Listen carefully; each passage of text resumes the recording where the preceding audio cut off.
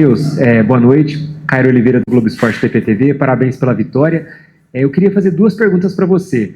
Primeiro, em relação a essa vitória, que é a primeira de vocês no campeonato, qual que é o sentimento, talvez até um certo alívio, né? Vocês já tinham ido bem contra o Santos e agora conquistam a primeira vitória, traz um certo alívio, e essa vitória faz o Guarani dar um salto na tabela, né? Está em nono agora. Como é que ficam os objetivos de vocês? Porque agora dá para olhar na parte de cima, né? Talvez chegar no G8. Se puder falar, então, do sentimento com essa vitória e dos objetivos do time agora no campeonato. Boa noite. Boa noite, Caio. Boa noite a todos. Vitória importantíssima.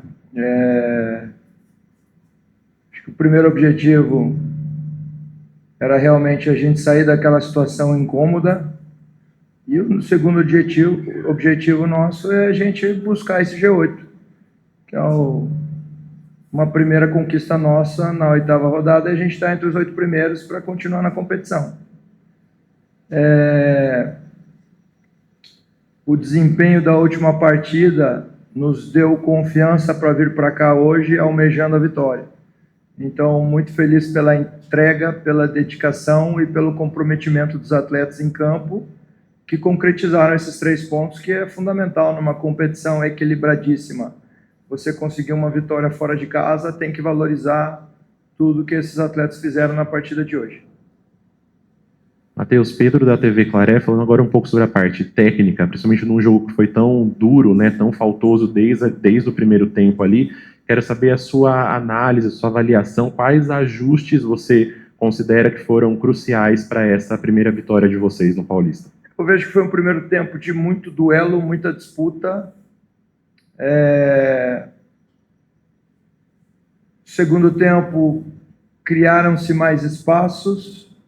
A gente, com a vantagem no placar, teve grandes oportunidades.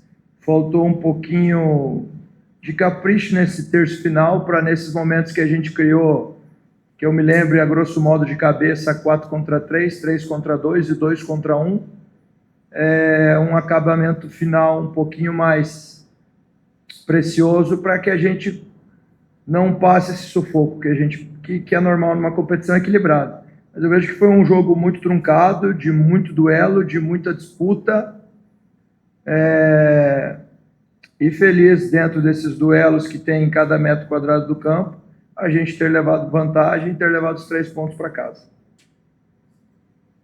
Matheus, queria que você falasse agora sobre o jogo de segunda, né, contra a Portuguesa lá em São Paulo. Sei que vocês vão ter os próximos dias aí para pensar só nesse jogo, mas que tipo de jogo você imagina que vocês vão ter lá em São Paulo na segunda-feira?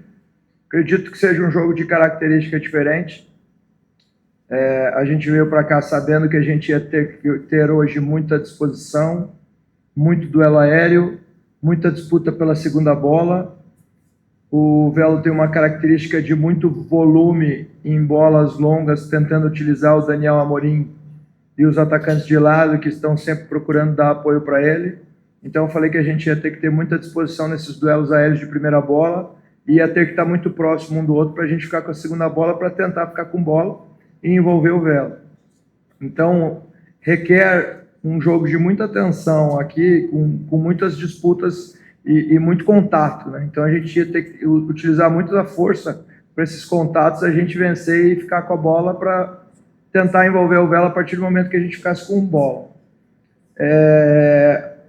Vejo que o nosso próximo adversário é uma característica diferente.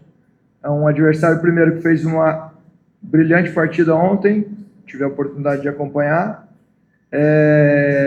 com alto grau de dificuldade, né? Jogar fora de casa contra um adversário que jogou. Então é uma característica de uma equipe que busca permanecer com a bola, busca pressionar o adversário. Então a gente tem que ser inteligente, saber que cada jogo tem uma história e a sua característica. Vejo que a próxima partida nossa tende a ser de uma característica diferente, e a gente tem que estar muito preparado para a gente buscar pontuar lá no Canindé.